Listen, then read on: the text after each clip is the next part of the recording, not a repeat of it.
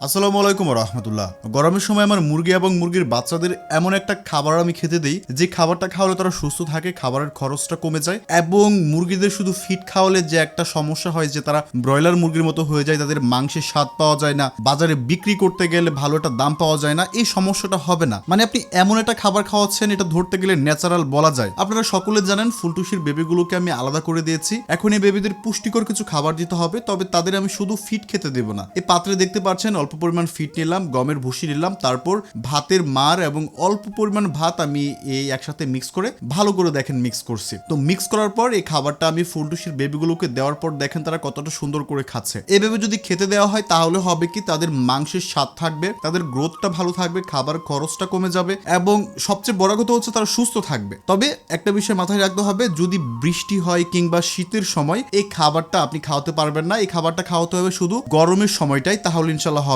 তো দেখতে পাচ্ছেন এখন এখানে আমার চীনা হাঁসদের জন্য খাবার তৈরি করতেছি। রাইস পলিশ নিছি এবং ফিড নিছি, গমের ভুসি নিছি, ভাতের মার ভালো করে একসাথে মিক্স করে তাদেরকে খেতে দিছি। একটা বিষয় মনে রাখবেন, যে গরমটা ভাই এখন পড়ছে, তো চেষ্টা করতে হবে আপনাকে আপনার চীনা হাঁসদের কিছুক্ষণ পর পর পরিষ্কার পানি দেওয়ার জন্য। এই পানি তারা খাবে, পানি দিয়ে গোসল করবে। আপনারা এখন যেভাবে দেখতে পাচ্ছেন, এভাবে যদি আপনার চীনা হাঁসদের পানি দিতে পারেন তাহলে কিন্তু আপনার চীনা হাঁসগুলো অনেক বেশি ভালো থাকবে, সুস্থ থাকবে। অনেকে বলে যে ভাই চীনা হাঁসদের পশম সুন্দর না, পশমগুলো কেমন দেখা যায়। তো আপনি যদি এভাবে নির্দিষ্ট একটা পাত্রে পানি দিতে পারেন তাহলে হবে কি, তাদের পশম সুন্দর হবে। এই পানি দিয়ে তারা গোসল করবে, যার ফলে পশমটা ভালো থাকবে। আচ্ছা ব্রাদার, আমি 2019 সাল থেকে দেশি মুরগি পালন করছি। আর আপনি কত সাল থেকে মুরগি পালনের সাথে যুক্ত আছেন কমেন্ট করে আমাদের জানাতে পারেন। সকলে ভালো থাকবেন, সুস্থ থাকবেন। টাটা, আল্লাহ হাফেজ।